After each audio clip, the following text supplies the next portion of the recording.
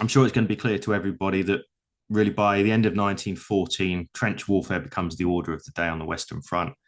And this is basically what we're looking at here. It's about 440 miles running from the English Channel up at a place called Newport, right down to a spot called Kilometre Zero on the Swiss frontier. So huge, very complex, very detailed set of trenches which cover a very broad range. What's important to remember here is that by 1915 and into early 1916, the British involvement is actually very small.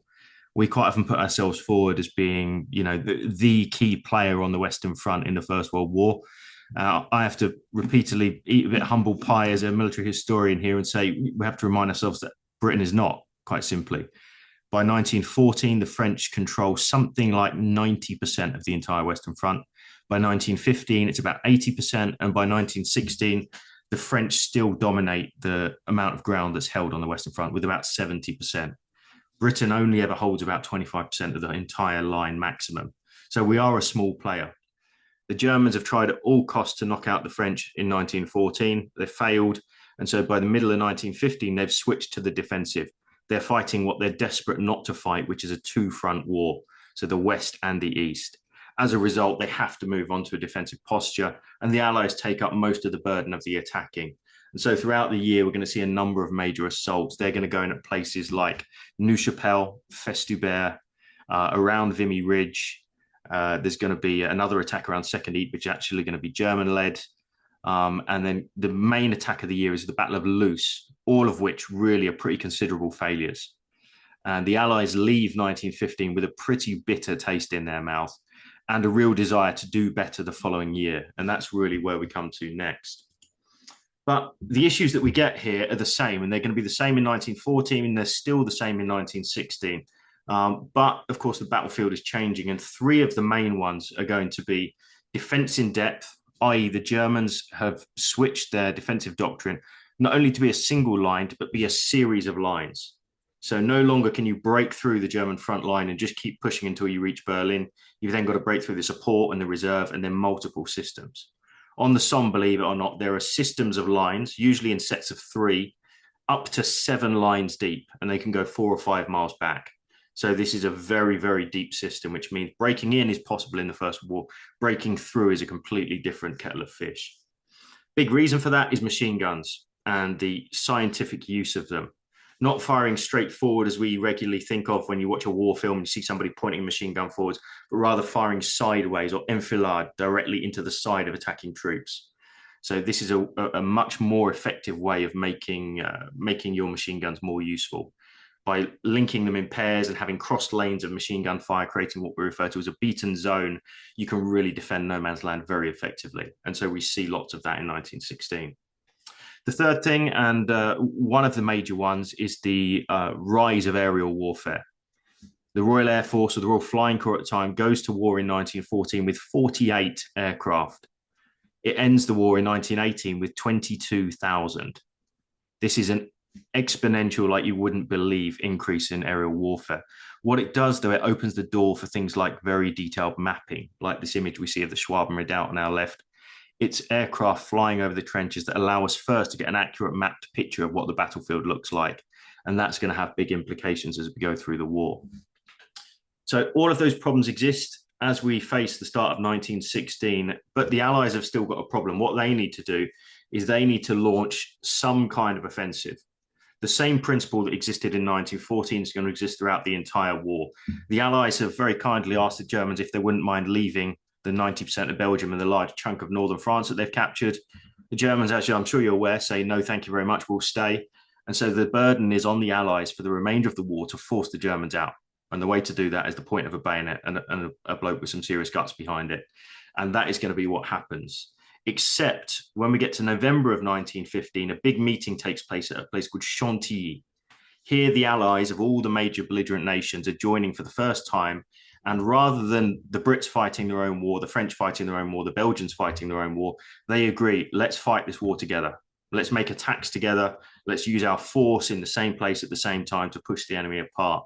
And so this is where we get the first idea behind the Battle of the Somme. It's originally designed to be a half French, half British attack fought in the join between the two armies with maximum pressure exerted in a fairly untouched landscape. The Somme has not been very heavily fought over up until this point. Also, in addition, Britain is now finally getting new resources available, in particular citizen armies, as we often refer to the Kitchener's Mob or Kitchener's Army. So these are guys who have volunteered, typically in early 1915, to join the colours and fight for the DOW, duration of war. Their job is going to be, they're going to see action for the first time on the Somme and hopefully tip the balance for the Brits. But you get a few major issues. One of them is that the Germans haven't read this script. They don't have to play by the same rules, and they certainly don't plan to. And what they're going to do is launch an attack that nobody expects at a point that nobody expects in February of 1916, which is going to scupper all of the plans for the middle of that year, because they put extremely heavy pressure on the French at Verdun, to the point that the French, if they lose Verdun and they're throwing hundreds of thousands of men into what turns into a meat grinder there, if Verdun gives way and the French army collapses, the war is over. It's as simple as that. They hold 70% of the Western Front. If you take that 70% away and just open the doors, what the Brits are there for is basically no reason at all. So the Battle of the Somme, unusually, and this is something we can occasionally lose sight of, is not fought to win the war. Battle of the Somme is never a war-winning fight. The Battle of the Somme is fought purely to keep the French in the war. Now, the Brits have two options in 1916. One of them is to send their own troops into Verdun to help shore up the defences there. The second option is what they go for, is to attack elsewhere on the line and force the Germans to remove some of their troops committed to the Verdun fight to go and plug the gaps up in the Somme sector. So this is the idea. It's relieve pressure at Verdun by attacking further up the line. And so the Somme, which was already tabled as a British-Franco fight, is going to remain an Anglo-Franco fight, but it's going to be more like 80% Brits, 20% French now. What about the ground? Well, this is a famous shot of the Somme here. This is taken by me with a drone as I was recently over Newfoundland Memorial Park, which is the northern part of about a 17-mile sector that's going to be attacked on the 1st of July 1916. And the ground's important. It's really fairly rolling hills. It has been since the end of 1914 what we call a quiet sector. If you find yourself on the Somme in 1915, even though we, of course, associate the word Somme with hell and slaughter and mud, actually being there in 1915 wasn't a bad deal at all because it was pretty quiet. Up until 1916, this is the reason the Somme has been picked, we should add. Not only is it the join between the two armies, but the ground's not destroyed. It's not been smashed up to any real extent. That also comes with a couple of problems. One is the Germans have been pretty much unmolested in their efforts to shore up their own defences here. So they've been there a while, they know the ground, they know the terrain, and they've also managed to dig deep, strong defences, including underground dugouts, which are going to be a real key part of the story. The ground being well known to the Germans is very important as well. Germans don't rotate their troops in the same way that British troops do. So the same divisions that have been on the Somme since 1914 are still there in 1916, and they know all of the layout and the landscape and that kind of thing, which gives them a distinct advantage. The plan is relatively simple. Looking at this map just in front of us, which I hope has appeared on screen now for you. Yeah. We see that the British are going to launch a large attack over about a 12-mile front, which is going to be in what we call the Somme sector, but you only see the Somme River right down at the bottom of that map there. It's actually north of the River Somme itself. And it's an aim to punch straight up a road, which is a very famous Roman road, dead straight, running bottom left to top right on that map between the towns of Albert and Bapaume. That's the central axis of advance for the 1st of July. The plan here is to capture Bapaume, which is a huge German supply hub. By doing that, chew up the German rear areas and force the Germans to send guys from Verdun up to the Somme to hold the line. In order to do that, we've got about a dozen divisions going to be attacking over the top, 120,000 guys going over on that very first morning. And over the course of 4.5 months, we plan to batter our way forwards until we grab Bapaume and hopefully cause the Germans to react in the way that we want. Now, the troops doing it, in large part here, are going to be a mixture of regulars and territorials, but with a scattering of new Kitchener troops involved. These are those volunteers I mentioned before. These guys are keen as anything. They're all volunteers, but none of them have experience. As a result, things like more complex attacks, like night attacks, or launching attacks with more complicated maneuvers, they're going to be off the cards. Just can't be done. You can't do that with a brand new unit that doesn't have the ability, has never trained it, and certainly not first time out. And so we're actually going to see a fairly standard over the top attack here, which is against popular opinion going to see troops running across no man's land in the majority of cases. Certainly this idea of walking into machine guns is something of a fallacy. We can maybe touch on that in the Q&A. But either way, it's going to be untrained, fresh but untrained and courageous troops doing their best to break a very strongly held German defense. If you boil trench warfare down in 1916 to its real bare bones, what we're talking about in the concept that was known to the lads on the ground at the time as the race to the parapet is, can you get your guys out of your front trench, across no man's land, and into the enemy trench before, one, they can figure out what you're doing, secondly, they can react to it, and third, they can get their machine guns firing. If they react and get their machine guns firing and you're already in their trench, you've got a very good chance of success. If you get halfway across no man's land and those machine guns start firing, I'm afraid it's going to be a very, very bad day. And the second is what we're going to see happen. But it comes with a few problems. And these are the ever-present problems of the First World War, what we sometimes refer to as the trifecta. The trifecta are three things. It's machine guns, artillery, and barbed wire. Barbed wire is a great passive, what we refer to as a passive defensive weapon. It blocks people from moving quickly.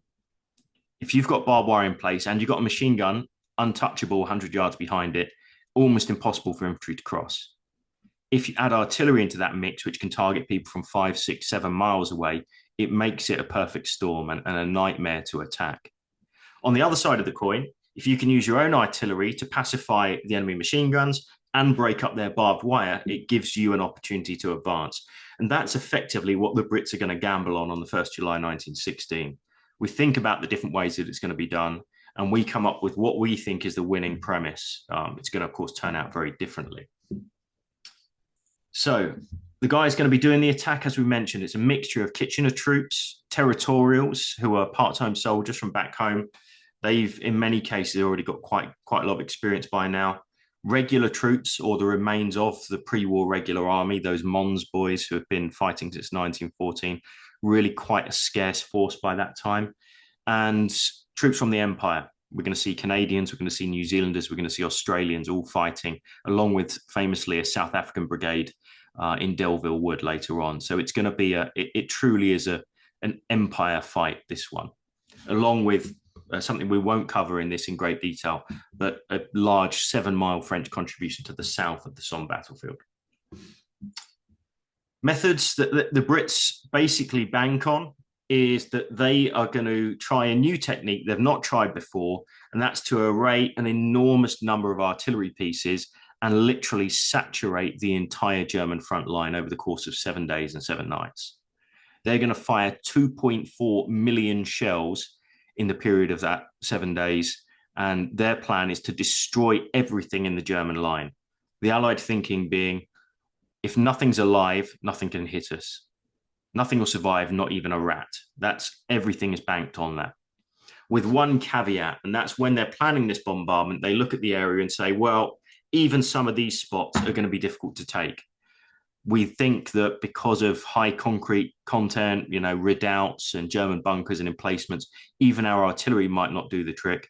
So what we're going to do is going to undermine some of those key positions, about 12 of them on the Somme, fill out huge mine craters, and then explode them just before we hit 0 hour, or the moment to start the attack.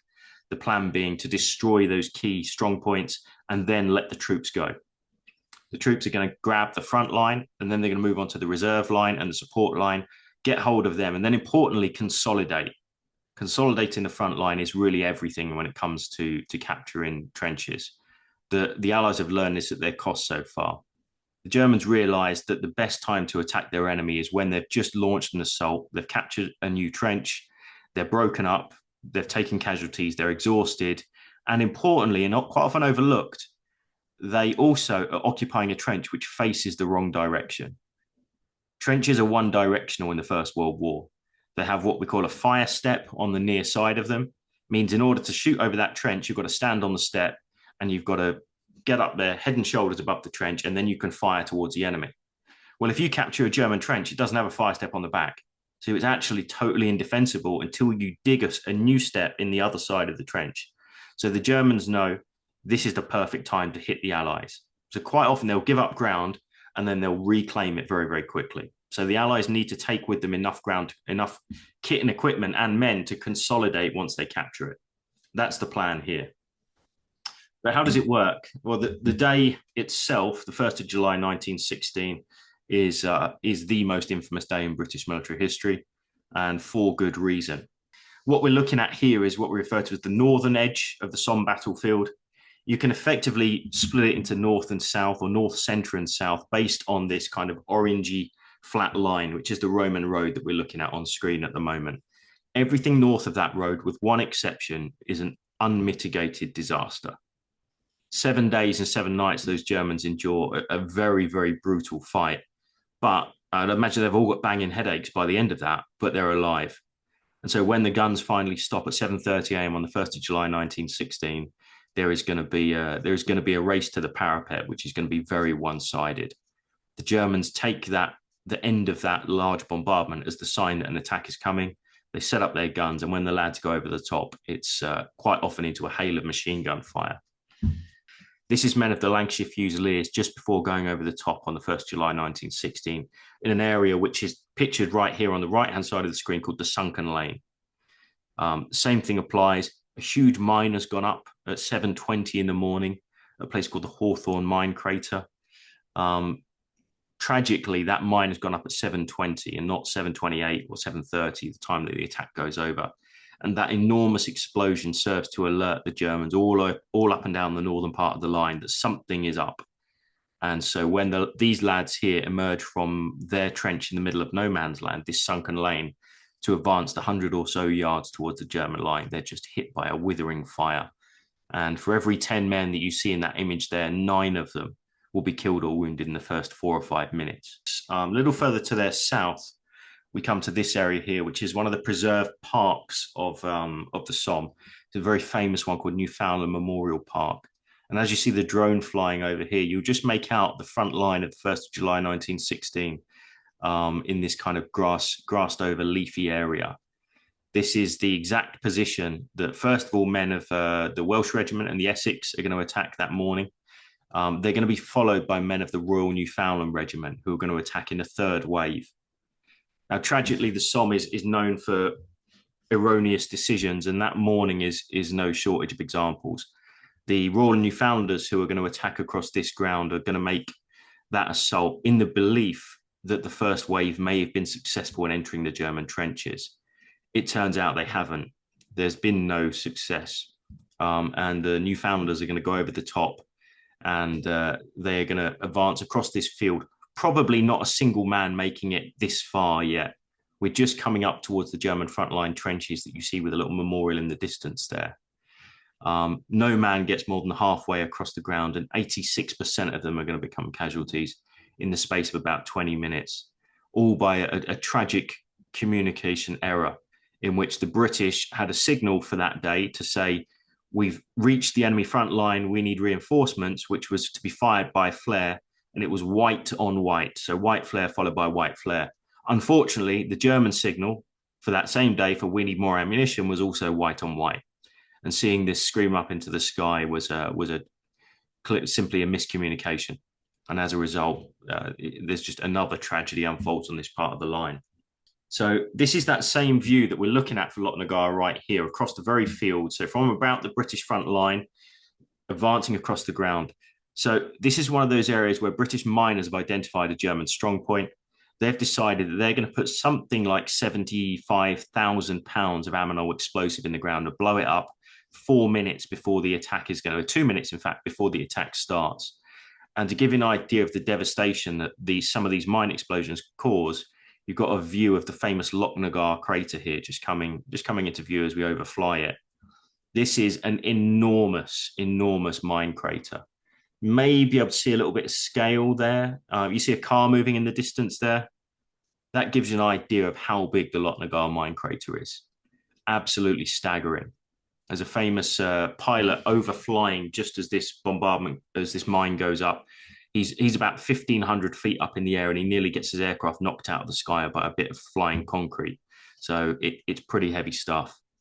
But despite these advantages that the Allies are going to make, they're still going to struggle. German machine guns, and particularly second lines here, are just going to wreak havoc on the advancing troops. And this area that we're moving towards now, with a cemetery called Gordon Dump in the distance, this is never captured on the first day. Troops get into this field, but they're just cut down as they try to advance. And so even in areas where there is success, it's really limited. Two guys to point out very briefly are the fellas on the left. One is a man called Edwin Sandys, who's a battalion commander of the Middlesex. He's attacking just off to the left of the screen where we are here on the Roman road. You can actually just about see in the distance with a lorry on it on the left side of the screen. He's going to attack there that morning. He's one of the few commanders on the 1st July that says, this is not a good idea. We're not going to have any success here. He's told, okay, thanks for your feedback, but you got to lead your men over the top. And he does. He's actually wounded in both knees very early on in the fight, and he has to sit there in no man's land and watch his battalion go on to get cut to ribbons. He's taken back, eventually wounded back to London, and he writes a very powerful letter to his wife and to a brother officer saying, I have not had a moment's peace since the 1st of July when I saw my battalion destroyed, and I've come to London to end my life. And he does. He commits suicide, and he's one of the many casualties of the Battle of the Somme that happens years or months later. The second man here is a guy by the name of George Nugent, who's actually found in the 1990s by a battlefield tour group that are visiting Lotnagar crater that we've just overflown. I might take it back a second. And they're walking around the crater. And just here, I don't know if you can see my cursor on screen, but at the southern side, there's a little cross. I don't know if you can just about see that. Little cross right there on the screen. They find a boot sticking out of the ground, and they find this quite unusual. So I think about 1996, and they don't do anything about it. And I think they come back the very next year and the boot is still there, and they peel it back and they find a set of bones in there. They think, oh, wow. And by digging it up, they actually find a razor with a number scratched into it, which corresponds to a young man by the name of George Nugent, who disappeared on the morning of the 1st of July, 1916, never to be seen again, who it turns out was actually covered by the spoil coming down of the explosion. The chalky earth, almost like confetti, covered him up. And he was found in the 1990s. So quite a remarkable story. This is an area called Mansell Copse. Mansell Copse is attacked again with pretty significant failure on the 1st of July along this very same route that we're flying with the drone right now.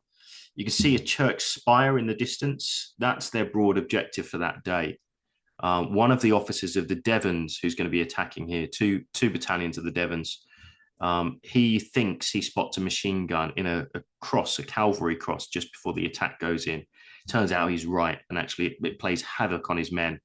And there's a very powerful memorial that you see on the left of the screen right now, which is in Mansell Copse, today known as Devonshire Trench.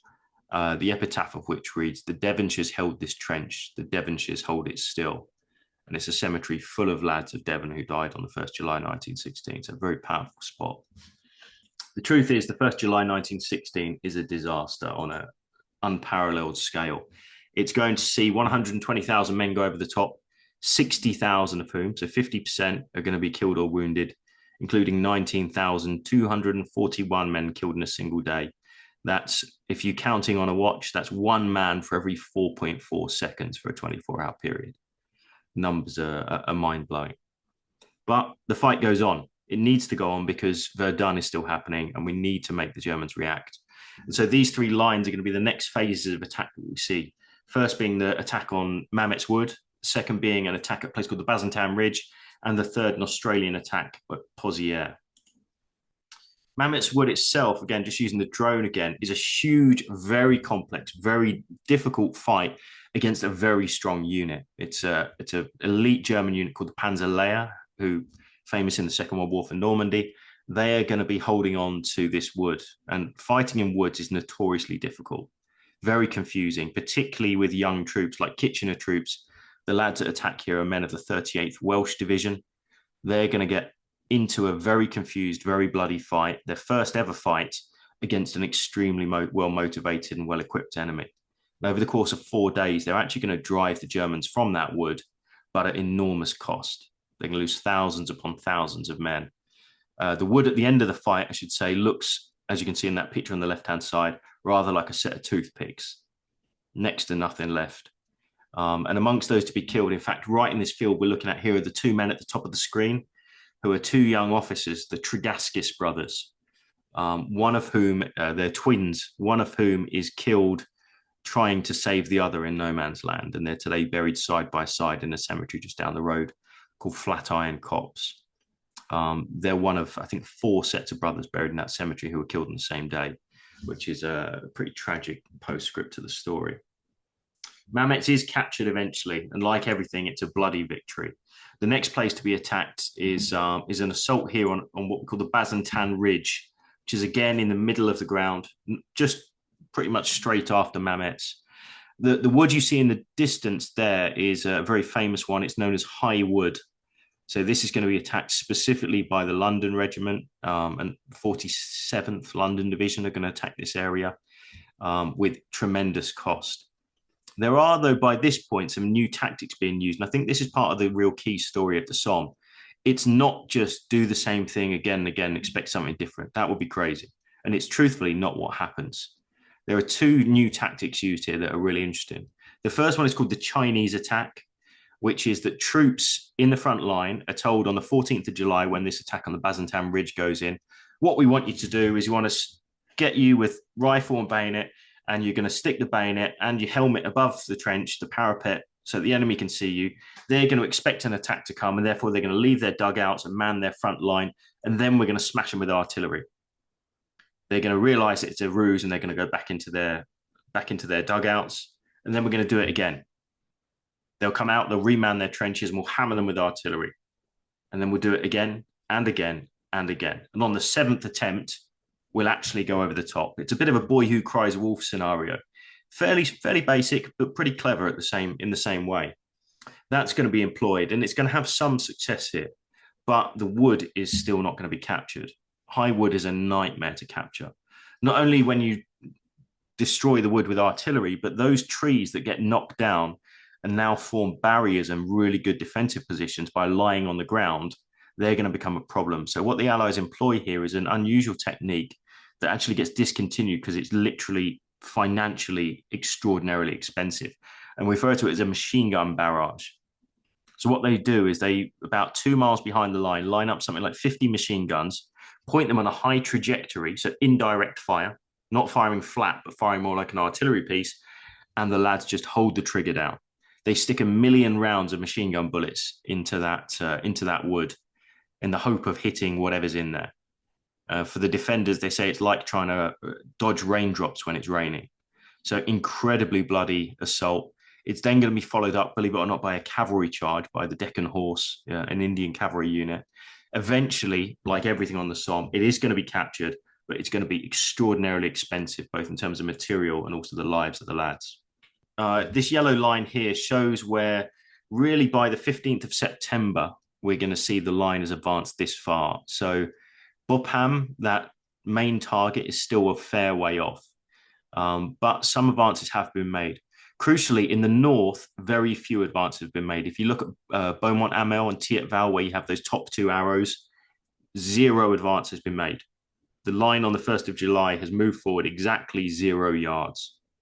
That's in about 2 months of fighting. But the momentum needs to be kept up. And so we're going to see a couple of major advances. And one of them is going to involve a new weapon of warfare used for the very first time. It's a literal first outing in warfare. And this is, of course, the tank. There are about 42 tanks going to an attack on the 15th September 1916 at Battle of Flers-Courcelette. Of those tanks, about 30% are going to break down before they reach the start line. Only 2 of them are actually going to make it to their objective and back again. Everything else suffers a mechanical failure or gets knocked out. They go 3 miles an hour on a good day. Extremely dangerous for the crews. Something like 50 degrees centigrade internal temperature of a tank. Unventilated engines gives everybody carbon monoxide poisoning. People are violently sick or have terrible headaches and pass out. It's a really extraordinarily difficult place to operate in, as well as every enemy gun on the battlefield starts shooting at them. And the machine gun rounds pinging off the inside of a tank splash flakes of metal into people's faces. So incredibly difficult. But it is a new weapon. It's got the ability to bring heavy firepower across the battlefield, which really hasn't been done before. And actually, we do see success in the areas of Ginchy, Givenchy, and Flers itself. So new weapons really shouldn't have been used to tank actually at the start of the war. It was kind of brought in because things were going so badly. Haig needed some way to kickstart the offensive and to make some ground. And the tank, which he'd rather have kept for another 6 months and launched on a much larger scale, was one of those options. And it just about does well enough that the British government says, yeah, let's try that again. And the rest is history in that sense. The other major attack that's going to happen is back in the north, that area that we've made no success on the first day, an area known as the Schwaben Redoubt. This is one of the strongest German positions of the entire Somme region. It's effectively a network caterpillar of trenches which stick out into no man's land on the top of a high ridge known as Thiepval, so just off to one side of Thiepval. That's ultimately going to be captured by men of the 18th Division, who are going to go over the top, and they're going to drive into and fight through the Schwaben Redoubt. But it has been absolute hell. This has been attacked for 3 months. It's not going to be captured really until the end of October. And by the time October comes about, something important's happened, and that's it started raining, and it hasn't really stopped. And if you combine muddy fields, importantly full of fertilizer, which actually has a big effect on people getting killed on the Somme because of infection, along with enormous amounts of shell fire, destroyed drainage ditches, and loads of rain, it effectively just turns the Somme into a pretty much inoperable environment. Men and machines just cannot continue to fight. It tires the Germans and the Brits at equal number, equal level. This is one example of what we see. This is behind the lines around the Ancre Valley. And this just gives you some idea of how devastating that fighting has been. Bear in mind, if we go back to what I said about sort of May, June time, this is pretty much untouched land. This hasn't been subject to heavy gunfire. And this is the kind of landscape that you would see a couple of months into the battle. These lads are utterly exhausted. But again, the fight goes on. And 141 days into the Battle of the Somme, we're going to see the final assaults. Ironically, in some places, those final assaults are over exactly the same ground that the very first assault should have taken place. Beaumont Hamel is a great example. Battle of the Somme starts 7:30 a.m. on the 1st of July 1916. Beaumont Hamel, this little village in the distance here, should have been captured 9:30 a.m. on the 1st of July 1916. That's 2 hours into the battle. 140 days into the battle, it still hasn't been captured. And thousands of men have died in the attempts to do so. So as we fly over this ground again, it's once again this time, though, and this is something that I find personally one of the kind of forgotten aspects of the Somme. There is innovation, there is change, there is evolution, albeit at an extraordinarily high cost. This ground is attacked again in November. Same method, same kind of idea as it had been in July, except now there's a much more sophisticated artillery plan. There's a much more sophisticated method of tactical advance. There's now integration of tanks. There's better communications. And ultimately, the attack here is successful. All of that wouldn't have been possible had it not been for the awful fighting that's gone on before. So to say, I think sometimes that those losses in July and onwards are in vain. Well, yes, they are. Nobody wanted to learn those lessons at such high cost, but they did have to be learned. And unfortunately, the price that people pay in warfare in that sense is men's lives. But, and this shouldn't be something that's forgotten, this element of the Somme is successful. The Germans have reacted. The Germans have had to make a change in Verdun, and it's relieved pressure from the French, which is exactly what it was meant to do. So this yellow line is where we get to at the end of the battle. It's an advance of about 5 miles. Bapaume is our major objective. If we're counting them by geography, at least, it's not going to be reached. What is going to happen, though, is that there's going to be a tremendous influx of German troops who are having to be brought in to really to contain the situation. At the same time, the Brits have paid an extraordinarily high price to make what is relatively little territorial gain. And the cost, I think, really speaks for itself as far as that goes. So this memorial here is the famous one on the Somme, a really powerful spot. I highly recommend people visit. It's the Thietval Memorial to the Missing. It names 72,000 men who were killed on the Somme in 1916 who have no known grave. So these are just the missing of the Somme.